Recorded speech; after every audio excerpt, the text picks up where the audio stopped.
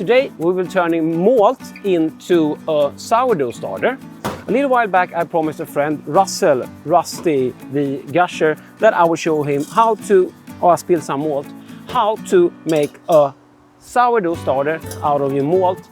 So this is a home brewing channel, so yes, we're doing with malt. I've done it several times and it's been working perfectly.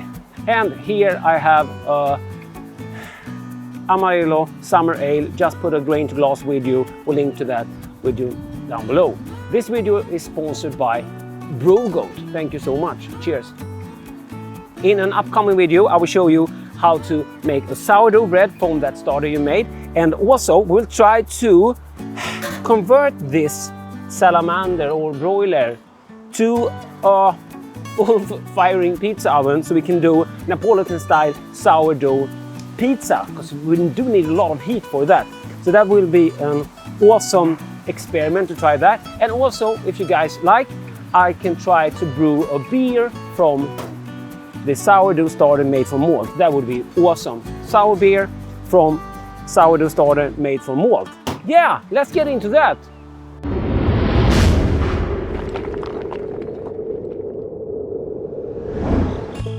I'm Dr. Hans, this is Dr. Hans Brewery, my channel about beer and home brewing. If you want to learn with me how to become better at beer and brewing, consider becoming a subscriber. Yeah, and do hit that little bell so you get notifications when I put out a new video, and help out by liking the video and sharing and all of that. The first thing you do is that we pull some malt, and I have a jar and I have some wheat flour. You can use other flours as well. I'm just using wheat, and there are tons of ways to do sourdough starter. This is easy, and I'm not being anal about everything, but it still works. Here, let me just try to clean up this mess. Try to do like this mise en place to look professional, but yeah. So okay, have some water. This is without any chlorine or something like that. This is from my own well, but you can buy some store-bought water. Just pull some. I've never been anal about sourdough weighing anything. And we'll put some flour in here. And the consistency, do I have a second spoon? Yeah. The consistency I'm looking for is like a thick pancake dough. Batter, sorry. I'm thinking like American pancakes, not Swedish. So need a little more flour. So I know that people are measuring stuff up when you're doing this, but you really don't need to do that. Just eyeball it when you get to that American pancake dough. It's blowing like crazy here today. Swedish summer, cold, raining and blowing. Now we have that good consistency, and there's no problem if there are some small dough balls or anything. So we just add a handful of grains to that and put a lid on it loosely and let that sit somewhere warm, room temperature, or what you have somewhere warmer, but at warm room temperature will do. The warmer, it will go just faster. So the next day, you just do the same thing again. Pour some water in there. And the water could be like finger warm or room temperature also. Put some flour until you reach the American pancake. Now it's got a little stiff. I will just add a little bit more water. And I'll put some grain in.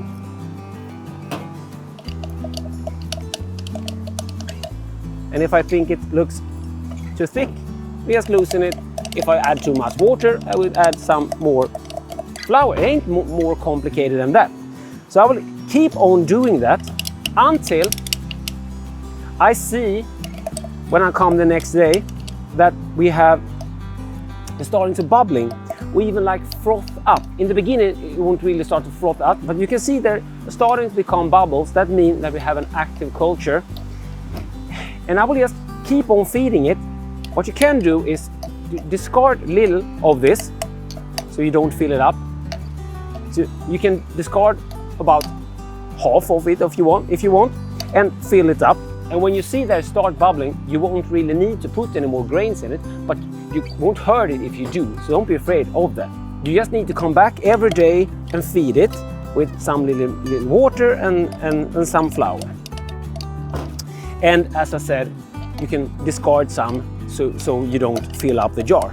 When it's really start to froth up, like this already made starter, it's time to get rid of the grains. And we do it this way. Brewgoat is a Swedish homebrew supplier, but they ship all over Europe. So why don't you go and check them out? First link in the description. You can head over to the Keg King pre-order page. You'll find some cool things from Keg King. And also, yeah, the Spandit, you want to place a pre-order on the next batch coming. So go and check them out. First link in description. Now back to the doctor and some sourdough starting making. Yes. Now we'll just add some more water to this. And now I'm looking for a very loose consistency.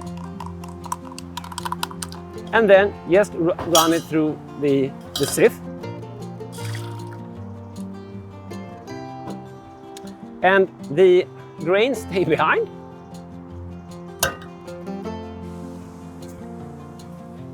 That's outdoor cooking.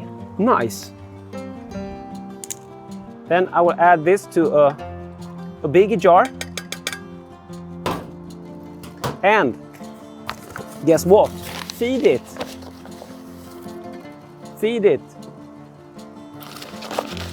with flour to the thickness of, yes, you got it, a thick pancake dough. You don't want it too thick, because then it will climb out of the container. So by keeping it loose, it will probably stay in there, but you can put something on there. And that thick pancake dough will now become your starter for your dough. So let that sit now until it really froths up again. When you're doing this process, when you're starting up a sourdough, smell it. You're looking for a sour smell, but it's supposed to smell fresh. So I will let this sit at room temperature now, and make a dough with it in 24 hours. To keep some of this, I just pour some off in a container and feed it with water and flour to the consistency of pancake, thick pancake. If you're gonna bake with this every day, you could just keep on feeding it every day and pour some off. But then you can really rebuild a big starter every day. If you want to come back and bake with this another time, you can just put this in the fridge at slower temperature. The activity of the bacterial culture will slow down. So you could once a week come and feed it, discard half and feed it.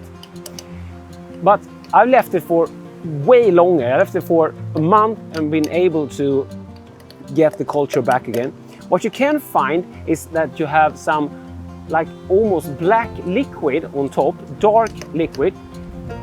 You just pour that off and feed it the normal way, and you should be fine. Just smell it. Use your scent. If it smells fresh, if it looks frothy, you're fine.